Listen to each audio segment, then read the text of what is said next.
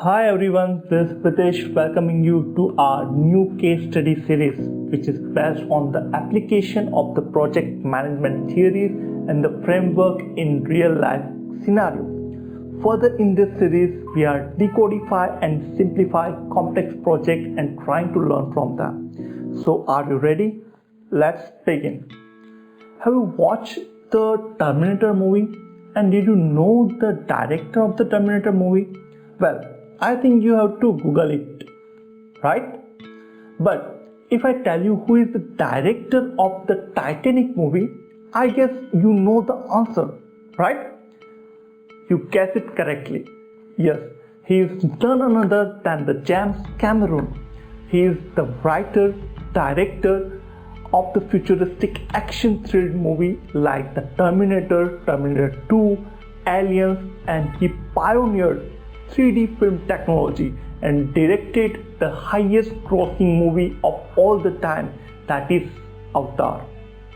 So today's case study is all about the project management applied in the Titanic movie and the leadership of James Cameron, who contribute to transform the failed projects into the successful program. So let's discuss. So Titanic is 1997 American epic romance and disaster film, directed, written and produced and co-edited by James Cameron. It stars Leonardo DiCaprio and Kate Winslet as a member of different social class who fall in love aboard the ship during its ill-fated maiden voyage. Titanic achieved significant critical and commercial success, and it was nominated for 14 academic awards, the most Oscar nomination, and won 11, including the award for the best picture and the best director. But you know guys, after all this success, Titanic movie considered to be a failed project. Do you know why? Let's see. As per the traditional project management success measure, which also refer or known as Iron Triangle, in which project is success measured by three parameters, that is cost, schedule and the scope. A project that is considered as a successful project if it's completed within the timeline as per the schedule, within the budget as per the cost baseline, and deliver as planned as per the scope baseline. Let's consider the Titanic movie as a project and measure its success on this Iron Triangle. We are deep dive in one and every parameter of that Iron Triangle. So let's first measure the cost. Do you know the initial cost for the film were estimated at less than $75 million, and when all dusted settled, the final cost was estimated all over $200 million, which is almost 166% increase over the original estimate. So that's a failure to comply with the cost as they were overshooted in the budget. Second measure is the time or a schedule.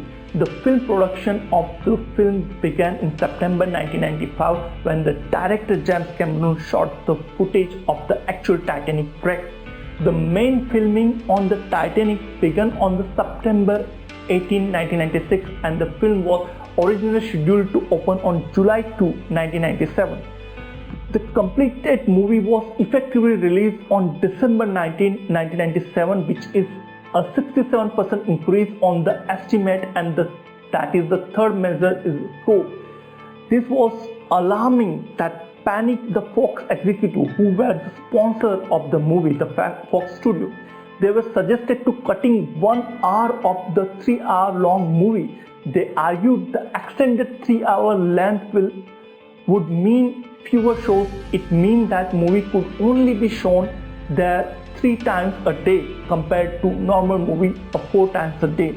In other words, it was failed miserably on a project parameters like that overscheduled, over budget, and with complete loss to buy in the stakeholders' confidence, the sponsors' support.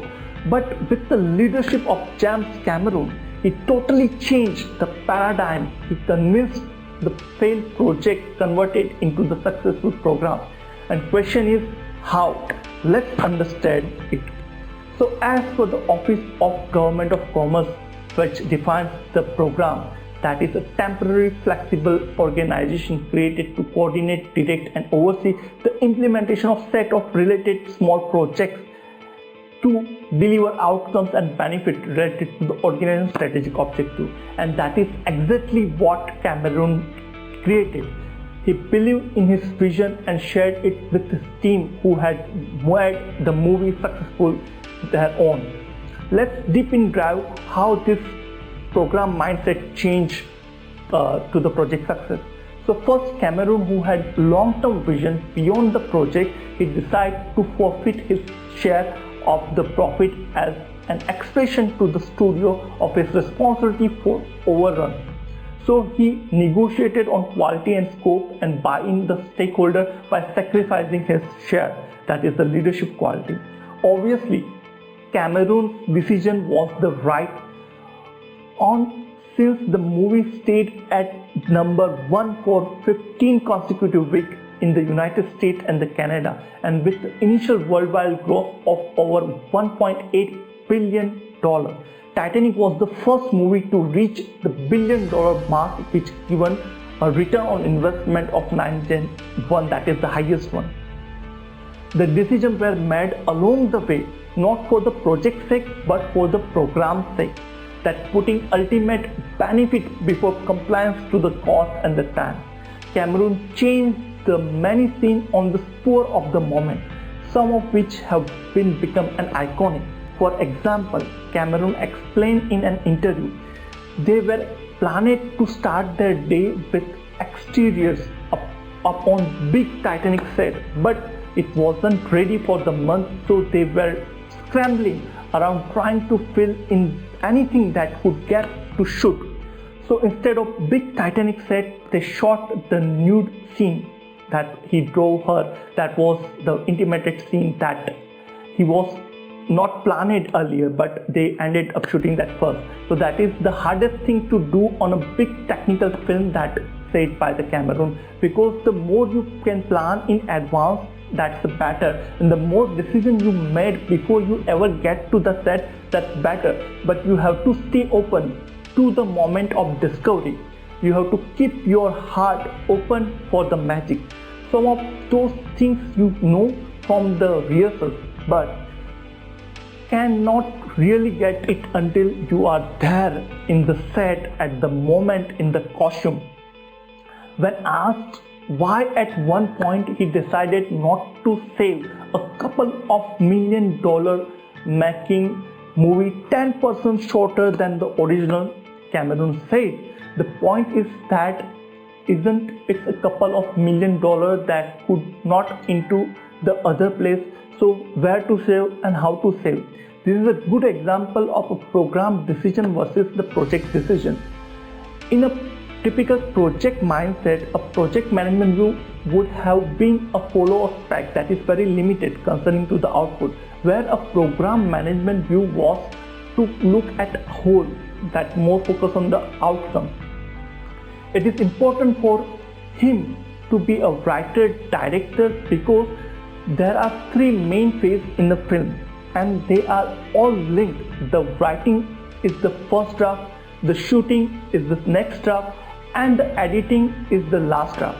Having a consistent vision across all these 3 is crucial if the movie, if Titanic is considered as a project and measured as a project, it's failure.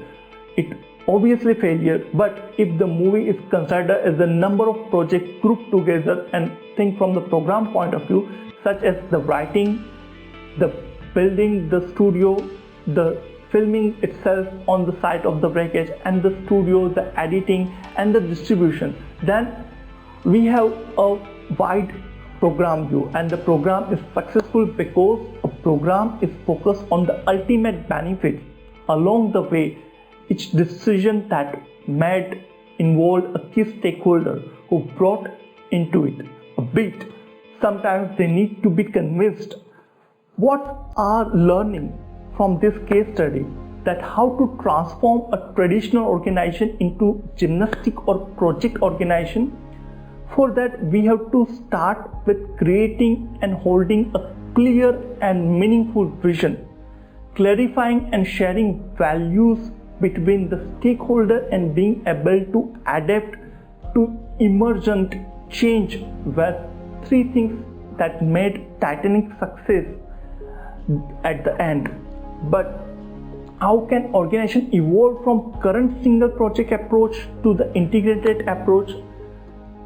I will suggest you that three simple points that you need to focus for those approach. First, governance is the key aspect of this system.